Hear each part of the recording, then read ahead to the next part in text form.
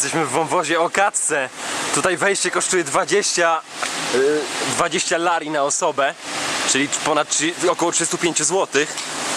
Ale my próbujemy tutaj przez krzaki tyłem wejść, żeby zaoszczędzić, bo to po prostu jest dużo pieniędzy. No i chyba nam się uda. Już prawie jesteśmy, teraz tylko trzeba dostać się tam na ten pomost i już jesteśmy legalnymi turystami. Ale jaka przygoda! A tam jest wodospad, do którego dojdziemy.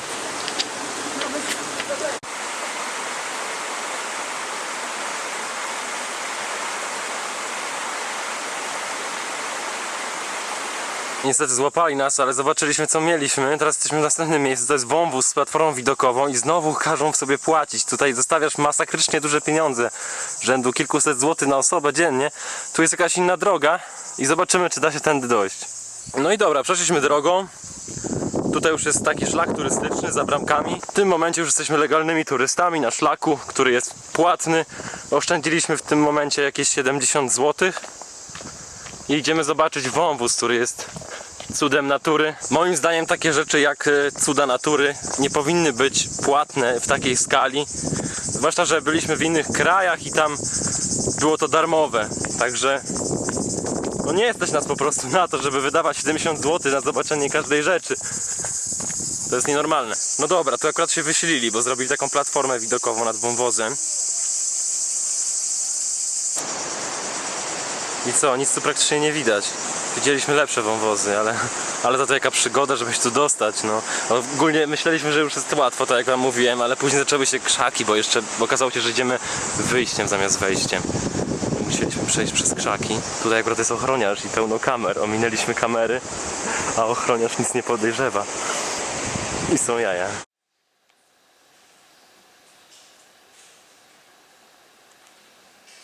Jak oglądaliście kiedyś wielką przygodę Kubusia Puchatka, to możecie kojarzyć ten otwór w skale. Jesteśmy teraz w jaskini Prometeusza. W wielu jaskiniach w tym regionie mieszkali ludzie pierwotni. To pewnie dlatego, że były tutaj idealne warunki klimatyczne. Wciąż są to idealne warunki klimatyczne, na przykład do leczenia astmy lub innych schorzeń płuc. Panuje tutaj stała temperatura wynosząca 14 stopni Celsjusza i idealna wilgotność. Woda była tu rzeźbiarzem. Powstały stalaktyty, stalagmity i stalagnaty, a 1 centymetr ich powstawał przez 100 lat. Nasuwają na myśl postacie i zwierzęta i wszystko inne. I nawet jedzenie, bo jesteśmy tacy głodni, że widzimy tutaj pączki oblane czekoladą. Ogólnie jest tutaj świetnie, naprawdę dobre miejsce.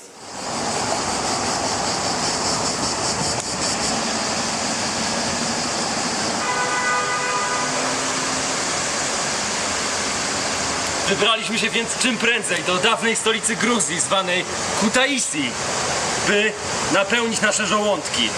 Wprawdzie nie zjedliśmy pysznych polskich ponczusi, które widzieliśmy w jaskini, ani nie zjedliśmy też polskich pierogów, ale przynajmniej zjedliśmy pierogi. Nie były to wprawdzie polskie pierogi, jednakże gruzińskie, znacznie gorsze. I w żaden sposób nie były podobne do pierogów z kapustą i grzybami, które znamy z Polski. Były ziołowe i nie tak dobre, choć lepsze niż w Chinkali, które jedliśmy poprzednio. Teraz natomiast wróćmy do kwestii samego Kutaisi. To miasto różni się całkowicie od Batumi, ponieważ nie jest tak przeskalowane, budynki nie są takie ogromne. Mocno czuć tutaj Europę, ale również czuć tutaj wpływ socrealizmu, czyli komunizmu, tam zaboru radzieckiego. Rzuca się też w oczy to, że na środku miasta jest wielkie, potężne rondo, niczym w Paryżu. Są też ładne parki. Są to elementy, które spajają miasta gruzińskie. Gruzini, jak to ludzie, są dobrzy, są źli. Niestety znów spotkaliśmy się ze złą naturą Gruzinów, co udowodni wam spacer, na który was teraz zapraszam.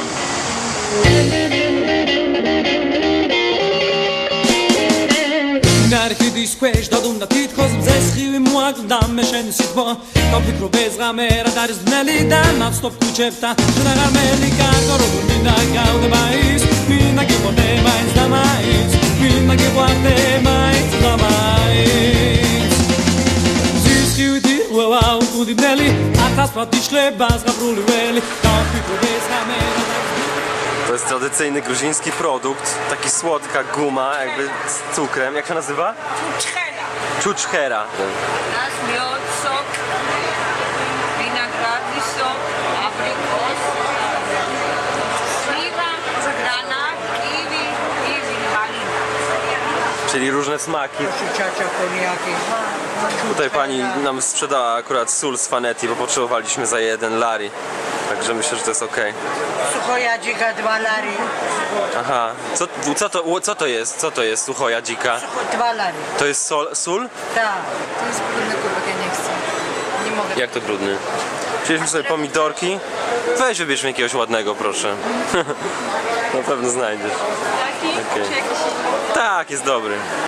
Kupiliśmy sól z Fanetti. Zapłaciłem 1 lari, a ona podeszła do mnie i powiedziała, że mam znowu jej zapłacić za to samo. Jak zobaczyła, że płacę przy innym straganie. Rozumiecie? Jacy są tutaj ludzie? Można też kupić różnego rodzaju sery. Ale czy my lubimy te sery? Nie do końca, nie do końca. Mamy sól, mamy pomidory, ogarniemy jeszcze piwo i ogarniemy jakąś miejscówę w parku. A tutaj socrealistyczna Barcelona.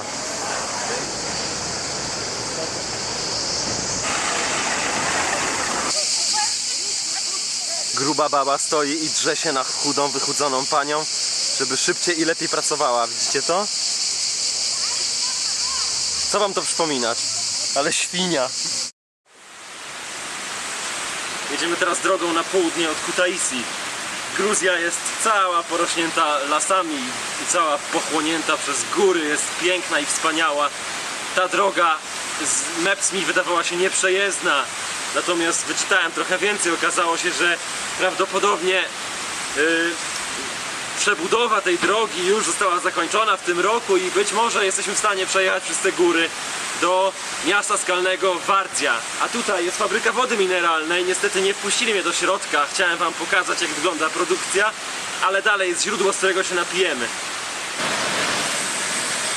No tak to wygląda, jak w każdym innym uzdrowisku, zdroju, źródle wody. Woda jest darmowa i naprawdę smaczna. No. Tutaj akurat jest taka dosyć słonawa, zobaczymy dalej. Zobaczcie, tutaj wszystkie wody, jak naciśniesz guzik, to zaczynają lecieć, a ta jest inna, bo jest na niebiesko i leci cały czas. Spróbujmy ją.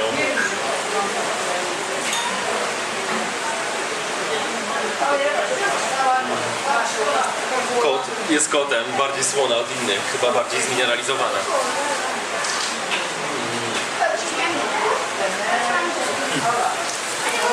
Ostrzegamy, że spożywanie dużej ilości wody mineralnej jest szkodliwe dla twojego zdrowia. Podpisano Pepsi. Tuż po napiciu się wody droga pogorszyła się diametralnie. Otóż jeszcze nie przeprowadzono inwestycji, o której czekaliśmy do końca i 40 km musimy jechać bardzo ciężkim terenem. To są kamienie, dziury, ale kierowca Jeepa powiedział, że jest to przejezdne dla tego samochodu. Choć zajmie nam to pewnie ze 3 godziny.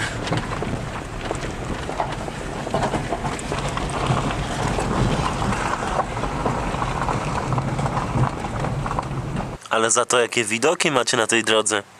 Jedziemy przez Park Narodowy Borjomi. Tak więc mogliśmy wybrać drogę naokoło, która miała 250 km i zapewne była lepsza. Albo drogę przez Park Narodowy Borjom. I decyzja była, myślę, słuszna, mimo że droga jest nieukończona i jedzie się wolno, to teraz jesteśmy na wysokości 2600 metrów. Spaliśmy tutaj i było to miejsce, w którym nie było kompletnie żadnego punktu świetlnego i była idealna możliwość obserwacji nieba. To było jedno z najlepszych nieb, jakie widzieliśmy. Oprócz tego doświadczyliśmy jednego z największych wiatrów w naszym życiu. Wiatr był tak silny, że obudziliśmy się, samochodem trzęsło. Bardzo, bardzo mocno trzęsło. Bagażnik był delikatnie uchylony, więc całkowicie go otworzyło. Na szczęście go nie zerwało niczym żagla.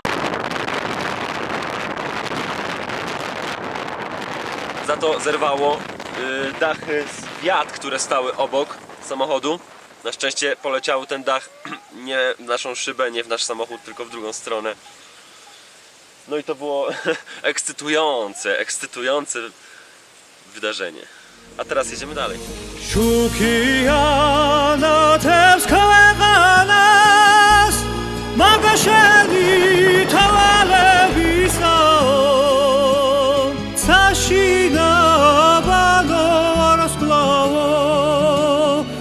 Dodasa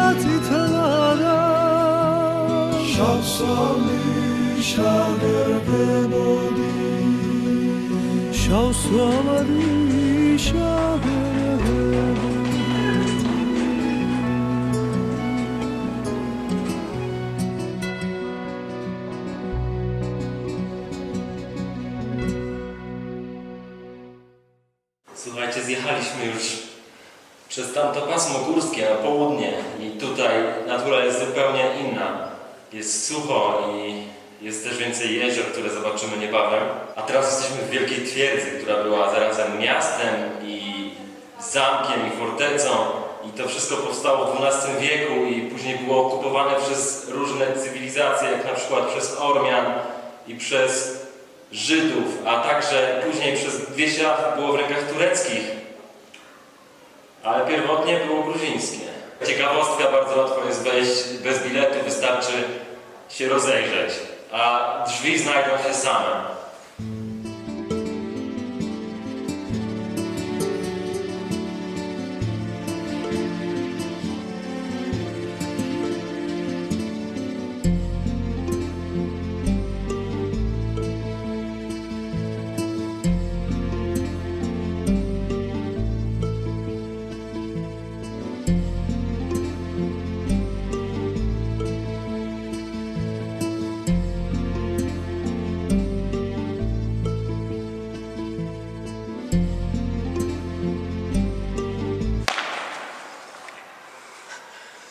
Jesteśmy teraz w kościele na terenie pałacu, który jest inspirowany Hagią Sofią, którą widzieliście już w Konstantynopolu na filmie, a dokładnie Istambule obecnie.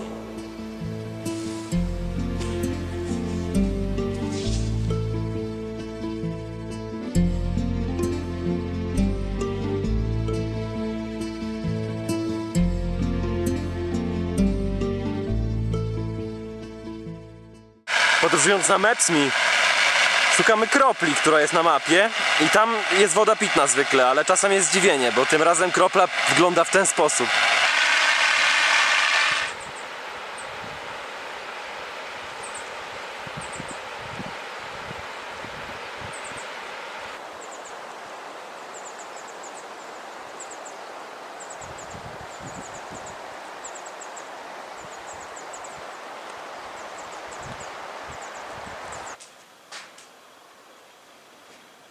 Warzja to zespół jaskiń wydrążonych w skale wzdłuż rzeki Kura. To, co wiemy na pewno o tym miejscu, to to, że w czasie panowania wpływowej królowej Tamar powstał tutaj klasztor.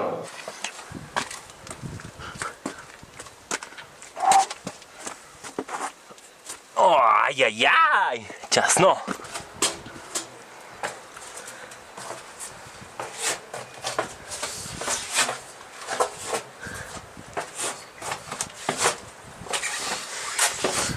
Powiem wam, że tutaj dosyć strome te schody i ciasne po przejścia.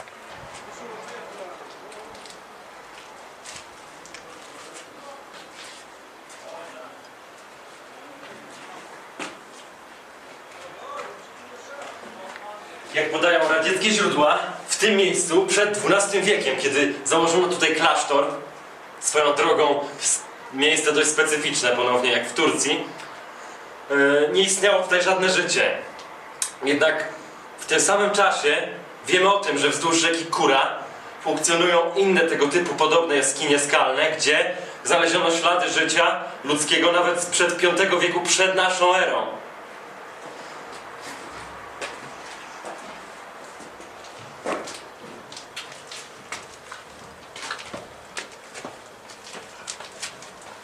Dlatego też ja opinię Związku Radzieckiego poddaję w wątpliwość. Od wieku XVI miejsce pustoszeje, ponieważ przychodzą tutaj Turcy, Imperium Osmańskie, napada na to miejsce, grabi je i pustoszy. Część dóbr zostaje wyniesionych do wsi, większość ginie. Od tego czasu miejsce jest ruiną, a obecnie odtworzone i funkcjonuje jako muzeum.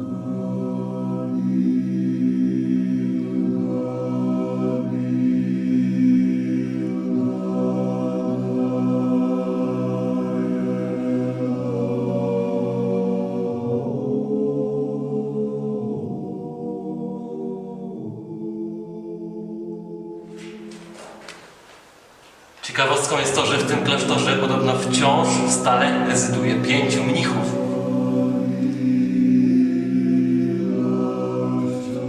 A to jest droga do źródła. Sprawdźmy je. O, proszę, jak pięknie. O, Laura. Zapraszam. Cześć. Źródło. Czy to jest to źródło? Czy może to? Niestety zamknięte, ale tutaj czerpano wodę płynącą ze skały, która oświecała umysł i duszę.